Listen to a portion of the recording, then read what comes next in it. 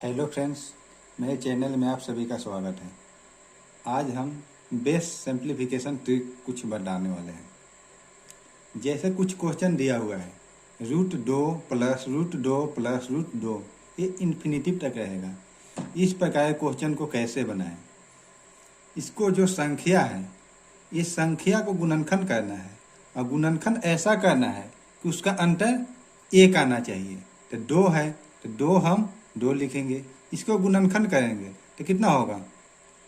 2 गुने 1। तो इसका अंतर कितना आ रहा है? 2 में से 1 घटाएंगे तो 1 आ जा रहा है। तो अगर यहाँ प्लस हो तो ये बड़ा संख्या आंसर हो जाएगा, अगर यहाँ माइनस हो तो ये छोटा संख्या आंसर आ जाएगा। तो ये क्या है? प्लस है तो ये इसका आंसर 2 हो जाएगा। हम अगला क्वेश्चन को चलते हैं। ये क्वेश्चन है √6 प्लस √6 प्लस √6 प्लस √6 इन्फिनिटी तक। तो इसका आंसर क्या होगा? ये संख्या लेते हैं तो संख्या कितना है? 6। इसका गुणनखंड करेंगे तो क्या आएगा? 2 गुने 3। तो इसका अंतर कितना है? 1 है ना, तो इसका आंसर 1 है। तो अब क्या करेंगे? ये प्लस में है तो ये बड़ा वाला संख्या लेंगे। तो बड़ा वाला संख्या, इसका आंसर कितना हो जाएगा? 3। अब अगला क्वेश्चन, ये पहला वाला ही क्वेश्चन है लेकिन यहाँ पर माइनस है। तो यहाँ पर प्लस था तो बड़ा वाला संख्या ले लिए थे, और यहाँ पर माइनस है तो ये छोटा वाला संख्या होगा। तो इसका आंसर क्या हो जाएगा? 1। ऐसे ही अब ये क्वेश्चन है तो एक क्वेश्चन एक ही था लेकिन चिन्ह का अंतर है। यहाँ पर प्लस था, यहाँ पर माइनस था। जिस प्रकार इसमें छोटा वाला लिए हैं इसी प्रकार इसमें भी लेंगे। तो 6 का गुणनखंड करेंगे तो 2 गुने 3 आएगा। तो ये प्लस वाला में 3 लिए थे बड़ा, तब माइनस वाला में ये छोटा लेंगे। तो इसका आंसर क्या आ जाएगा? 2। अब चलते हैं अगला क्वेश्चन की ओर। अगर √2 गुने √2 गुने √2, ये कहाँ तक? इन्फिनिटिव तक हो। तो इसका आंसर क्या होगा? इसका आंसर जो रूट में संख्या है वही इसका आंसर हो जाता है। ये इसका ट्रिक है। ये हम लोग जितना पढ़ रहे हैं क्या है? ये ट्रिक है। अब हम ये देखते हैं, ये भी वही है। √7 गुने √7 गुने √7 गुने √7 कहाँ तक है? इन्फिनिटिव तक। तो इसका भी आंसर क्या हो जाएगा? 7 ही हो जाएगा। हम अब देखते हैं अगला क्वेश्चन। अगला क्वेश्चन है √7 गुने √7 गुने √7 गुने √7। तो ये इन्फिनिटिव तक नहीं है, तो इसका कैसे निकलेगा? तो जो संख्या है वो पहले लिख लेना है, उसके बाद इसका पावर में लिखना है। ये रूट है तो यहाँ 2 छिपा हुआ रहता है, तो ये 2 यहाँ पर लिख देना है। अब कितना रूट है सबको गिन लेना है, 1 2 3 4। तो यहाँ पावर 4 लिख देना है। और ऊपर में हम क्या लिखेंगे? तो ये यहाँ 2 छिपा होता है, 2 लिखना है। यहाँ 0 से स्टार्ट करना है और 2 के पावर 4 है तो इससे एक कम तक लिखना है सब प्लस में। तो यहाँ 2 के पावर 0, तब लिखेंगे 2 के पावर 1 जो 2 के पावर 2 जो 2 के पावर 3 तक, एक कम तक। तो अब इसका सिंप्लीफाई करना है। अब क्या होगा?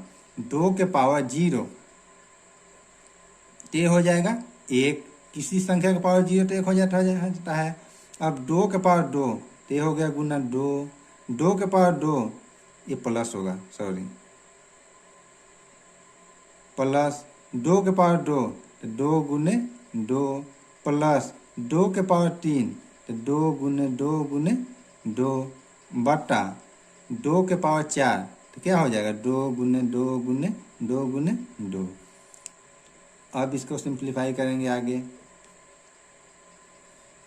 1 है तो यहाँ 1 लिख देंगे, प्लस 2 प्लस 2 गुने 2 तो 4 हो गया, प्लस 2 गुने 2 गुने 2 तो कितना हो? 2 दूनी 4 4 दूनी 8 तो ये हो गया 8 बटा 2 गुने 2 गुने 2 गुने 2 तो कितना हो जाएगा? 2 दूनी 4 4 दूनी 8 8 दूनी 16 तो ये हो जाएगा 16।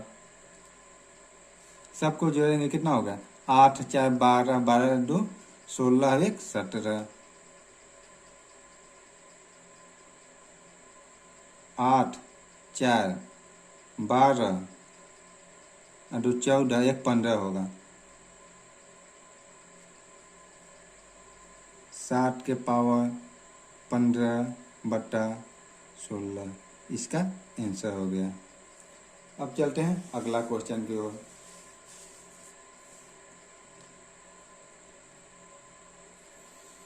जब इस प्रकार का क्वेश्चन हो, घनमूल में है 7 गुने घनमूल 7 गुने घनमूल 7 गुने घनमूल 7, ये इन्फिनिटी तक नहीं है, तो इसका हम कैसे निकालेंगे?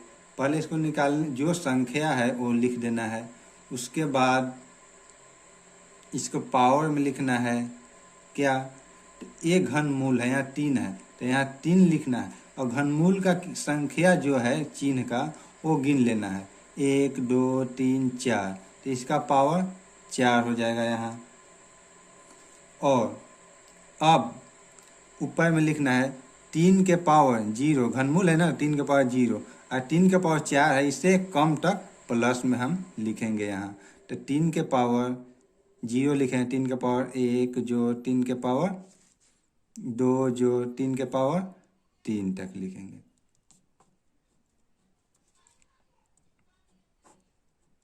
अब क्या होगा? 3 के पावर 0 तो हो जाएगा 1 जो 3 के पावर 1 तो 3 हो जाएगा, जो 3 के पावर 2 तो 3 गुने 3 जो 3 के पावर 3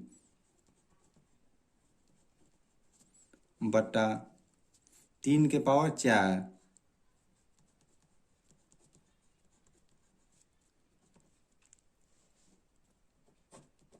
तब क्या लिखेंगे? सबको अब सिंप्लीफाई करेंगे तो हो जाएगा 1 जो 3 जो 9 जो 27 बटा गुना करेंगे तो हो जाएगा ये 81। अब सबको जोड़ेंगे तो कितना होगा? 27 और 3 30 और 9 39 और 1 40, 60 के पावर 40 बटा 81, इसका आंसर ये हो गया। अब चलते हैं अगला क्वेश्चन की ओर।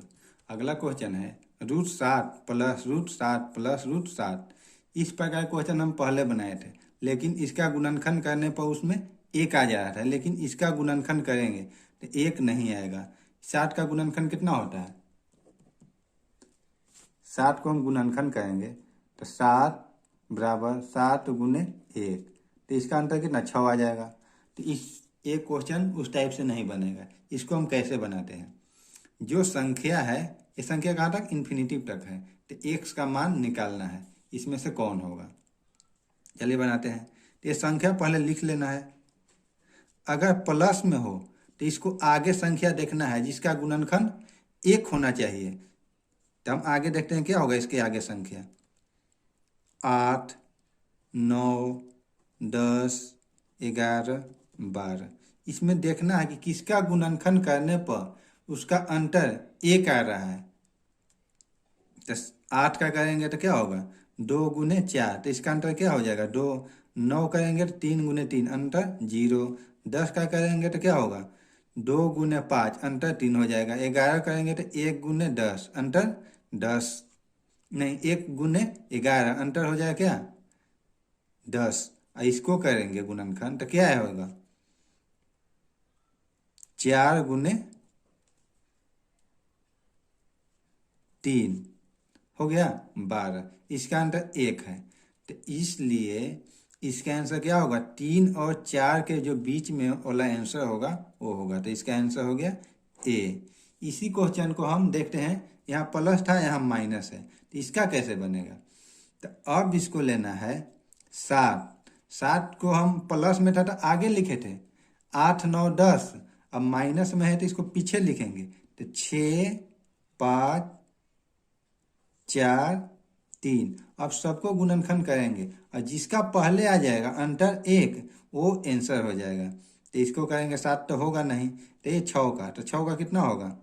2 गुने 3, इसका अंतर तो 1 हो जा रहा है, यानी 2 और 3 के बीच में वाला आंसर होगा, तो इसका आंसर हो गया बी।